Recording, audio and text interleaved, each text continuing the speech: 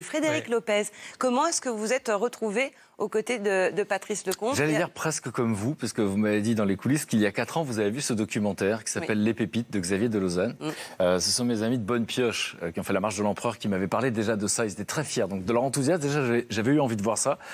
Et j'ai vu un documentaire qui racontait cette histoire. La particularité et la rareté de cette histoire, c'est que Xavier Delausanne avait des images étalées sur 25 ans. Donc on voyait des gamins de 8 ans qui sortaient de la décharge et on les revoyait quelques années plus tard en cours et on les voyait prendre des responsabilités, devenir manager d'un grand hôtel. Et ça, c'est extrêmement rare. Donc en termes de storytelling, en termes d'histoire, c'est exceptionnel. Et en fait, quand j'ai vu ça, moi je suis comme tout le monde. C'est-à-dire que j'écoute plus ou moins l'actualité, je vois la représentation du monde qu'on me donne. Et des fois, c'est un peu triste, c'est un peu désespérant. On a la sensation que tout va mal. Alors le pourcentage de qu'est-ce qui va mal, c'est un vrai débat. Mais enfin, on a l'impression qu'il y a beaucoup de choses qui vont mal. Et chez moi, ça provoque une sorte de tristesse et presque même d'impuissance. Je me suis imaginé à la place de ce couple face à cette décharge et je pense que j'aurais eu envie de crier et pleurer. Et je me dis, je me reconnais pas en eux, c'est des super-héros. En fait, c'est pas vrai, puisque dans le film, ils disent ça.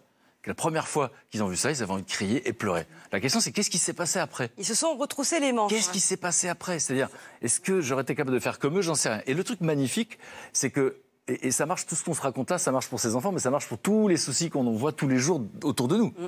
En fait, ils ont démarré pour le plus simple. Et vraiment, vous l'avez dit, c'est quel est votre besoin? Vous imaginez si chaque chef d'entreprise, imaginez chaque patron d'hôpital demandait ça à son personnel, quel est votre besoin? Juste cette question. Il fait la liste. Et je vous jure que c'est un truc de dingue. Et là, ils ont demandé, c'était se nourrir et s'éduquer, etc. Et donc, small is beautiful. Moi, j'aime cette idée qui démarre de manière très humble. Ils n'ont pas été découragés, ils ne sont pas dans l'impuissance. Et puis, la question, vous savez, on est dans un pays où il y a beaucoup, je les appelle les gna-gna-gna. C'est-à-dire qu'il y a beaucoup de gens qui commentent. Et moi, j'aime cette phrase en ce moment. Ceux qui pensent que c'est impossible sont priés de ne pas déranger ceux qui essayent. Voilà, c'est important pour moi. Et donc, eux, ils ont essayé. D'accord? Et l'échec, on n'est pas dans un pays qui fait l'apologie de l'échec, mais l'échec, c'est juste la preuve qu'on a essayé. Donc, eux, ils ont essayé. Et enfin, pour parfaire, il faut faire. Donc, ils ont fait.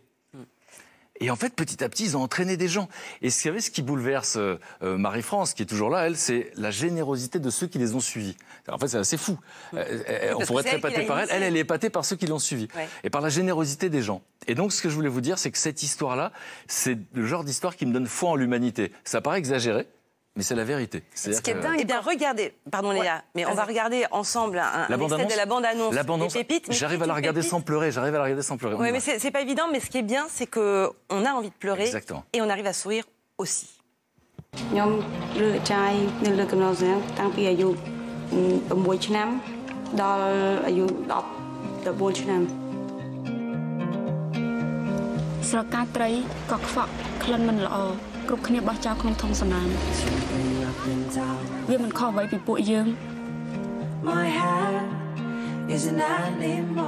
demandait qu'un repas par jour.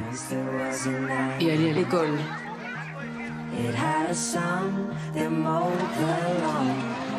C'est forcément comme tes enfants. Ça devient comme tes enfants.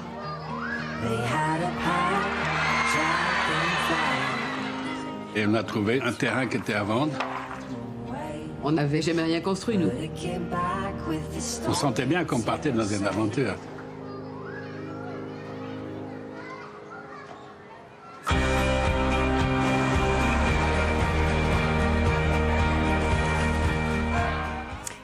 Et ce qui est impressionnant, ce sont les témoignages de ces enfants, de ces rescapés, finalement. On les entend régulièrement au long du film. Aujourd'hui, ce sont des adultes accomplis.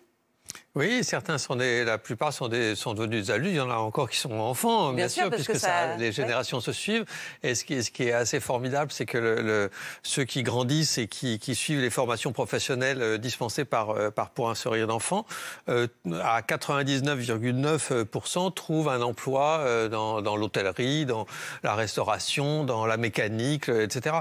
Et ce qui est vraiment formidable, moi, ce qui me touche chaque fois, je pense à eux, ces deux-là, tellement exceptionnel, c'est que aucun rêve n'est impossible, certes, mais que s'indigner, c'est pas mal. Mais s'indigner et rester les mains dans les poches, ça sert à rien. Mais c'est ça qu'il y a beaucoup d'indignation en ce moment, mais pas forcément beaucoup. C'est qu'en fait, après avoir vu ce documentaire aussi, quand il est sorti, je me suis dit, mais c'est quoi ma vie? Quand tu vois un couple comme ça, qui se donne à fond corps et âme, qui sont d'ailleurs, à mon avis, pour tous ces enfants qu'ils ont connus, des grands-parents de cœur, ils sont...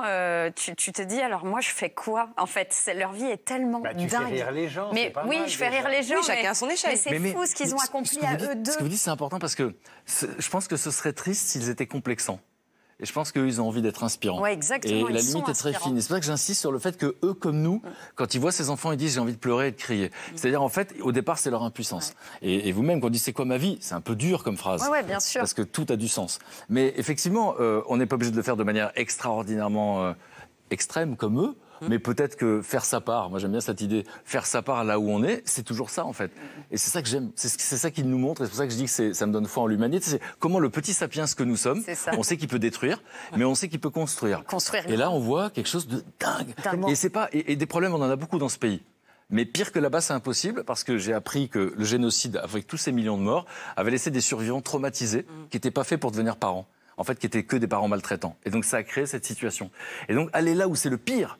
Vous imaginez, derrière chaque enfant, il y a le fil invisible de son histoire. Et à chaque fois, donc, ils se sont ajustés. C'est-à-dire que d'un seul coup, ils disent les grandes filles, elles ne peuvent pas parce qu'elles gardent les gamins. On fait une crèche. En fait, ils se sont adaptés. Et il n'y avait aucun problème, il n'y avait que des solutions. Dans ce tout petit pays qu'on connaît peu et dont on parle peu, finalement. C'est important aussi de le mettre en lumière. David. Comment vous comprenez-vous, presque philosophiquement, que dans un même endroit, on puisse mettre ce à quoi on tient le moins, des ordures, et ce à quoi on tient le plus, des enfants? Comment vous saisissez ça? Ça dépasse l'entendement, vous l'avez dit. J'essaie de me dire, qu'est-ce qu'il y a de dur? Évidemment, il y a plein d'images qui sont dures dans l'existence, mais d'un coup, de voir des enfants. Donc, on a tous été enfants, c'est le principe même de l'innocence, et de voir cette injustice, c'est-à-dire de vivre l'abandon, parce qu'il n'y a pas d'affect. Enfin, un enfant a besoin de grandir avec de l'affection et de la protection. Il n'y a ni l'un ni l'autre. Donc, c'est le pire du pire, quoi. Et donc, la question, c'est comment on peut faire les deux. Je ne sais pas si c'est la même personne qui fait les deux.